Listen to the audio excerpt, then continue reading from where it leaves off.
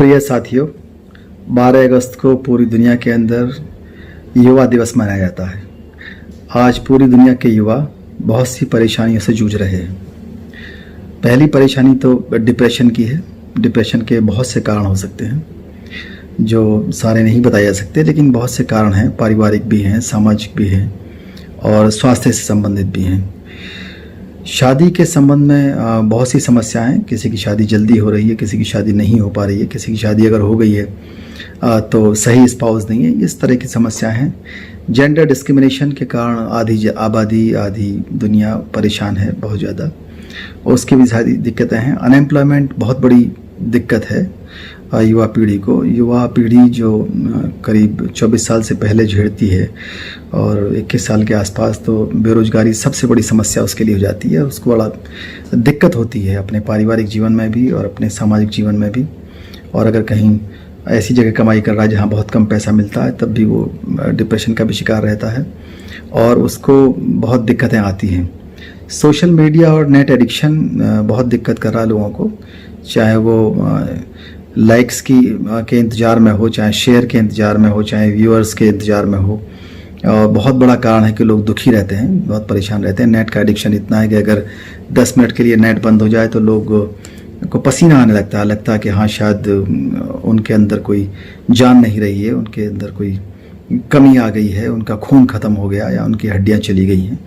और बहुत से लोग ऐसे हैं जो सेल्फ हार्म के लिए तैयार रहते हैं, ज़रा सा भी नुकसान नहीं झेल पाते। टॉलरेंस का लेवल बहुत कम है, लड़कियों में भी है और काफ़ी कुछ हद तक लड़कों में भी देखा जाता है। और होमलेसनेस की बहुत दिक्कत है। बहुत से लोगों के पास घर नहीं है, घर है तो घर जैसा नहीं है, बहुत सारी चीज़ें हैं। सुसाइड की समस्या बहुत ज़्यादा है। बहुत से लोग अटैम्प्ट बहुत बार करेंगे, बहुत से लोग उसको कंप्लीट भी कर लेते हैं और ये मान के चलते हैं चलो संघर्ष शायद सिर्फ मेरे जीवन में है, औरों के जीवन में नहीं है। क्योंकि दूसरों के जीवन को लोग बाहर से ही देखते हैं, अंदर से नहीं देख पाते। इसलिए ये सुसाइड की समस्या कंपेयर करके लोग सही तरह से निर्णय नहीं ले पाते। और LGBTQ की समस्या अलग है, उनको मान सम्मान कम मिलता है।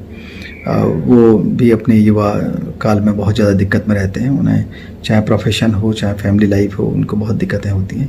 ह्यूमन ट्रैफिकिंग की समस्या बहुत ज़्यादा है। लोगों को इधर से उधर ढोया जाता है, उनको परेशान करने के लिए, उनका शोषण करने के लिए।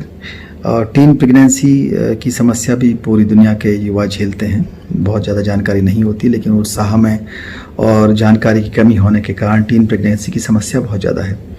डेटिंग एक ऐसी चीज़ है जो चाहे देहात हो, चाहे शहर हो, चाहे पश्चिम हो, चाहे पूर्व हो, और डेटिंग अगर सही है, स्वस्थ है, तो निश्चित रूप से वो आपकी मनोदशा के लिए, आपकी साइकोलॉजी के लिए, माइंडसेट के लिए अच्छी चीज़ है। लेकिन कई बार उससे आगे बढ़ कर के चीज़ें होती हैं तो वो दुख का कारण बनती है।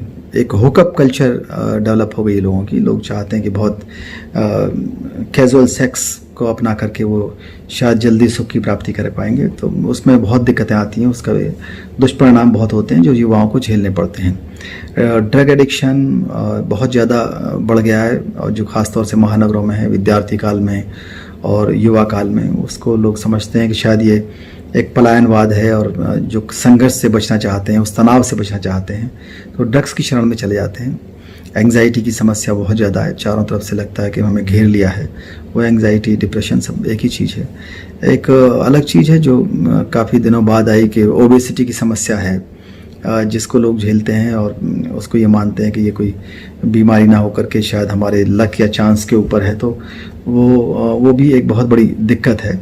तो उसको भी आपराधिकता के भी लोग शिकार होते हैं, जो बहुत से लोग या तो परिवार के कारण या आसपास के माहौल के कारण या किसी छोटे उद्देश्य के कारण, किसी गलत उद्देश्य के कारण, जल्दी इजी मनी के कारण वो चाहे भ्रष्टाचार के शिकार हो जाएं, चाहे भ्रष्टाचार के वाहक हो जाएं, या किसी अपराध या ठगी करने लगें या उसके शिकार हो जाएं। तो क्रिमिनलिटी बहुत बड़ा युवा काल में बहुत बड़ा एक कारण है।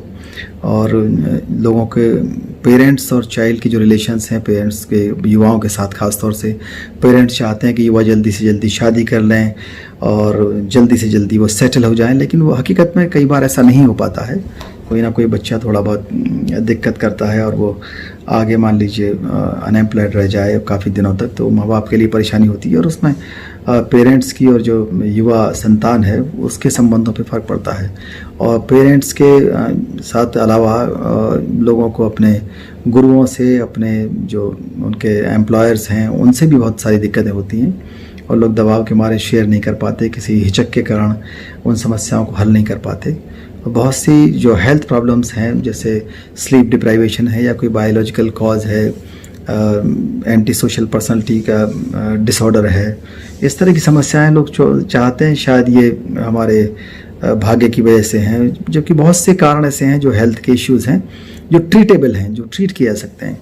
उसके लिए सभी युवाओं के लिए यही अनुरोध है कि वो स्पोर्ट्स पर खूब ध्यान दें, खेलें कूदें और कुछ लीगल अवेयरनेस भी उनके अंदर होनी चाहिए, जानकारी होनी चाहिए कि हम जो काम कर रहे हैं वो लीगल है या नहीं है, मोरल है या नहीं है, तो इसकी जानकारी होनी चाहिए।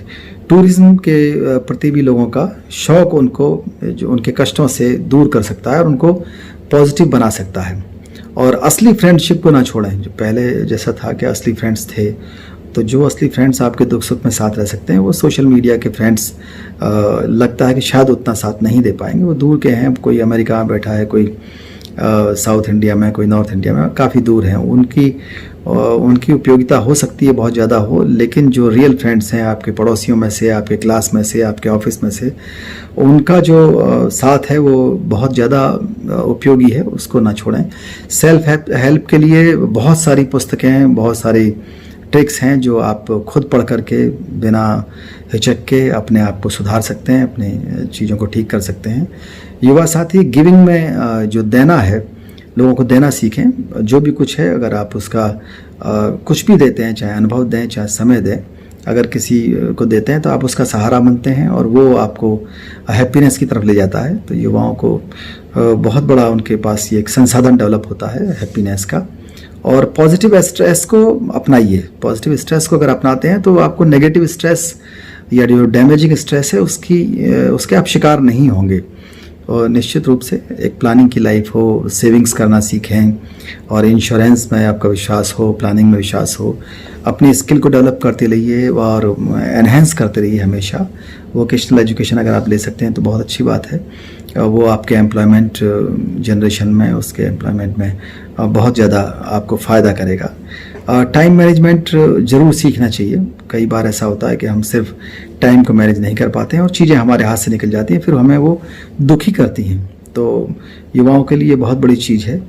और लगातार जिस तरह हम लोग साइंस में डेवलप कर रहे हैं, पेशेंस की बहुत कमी होती जा रही है।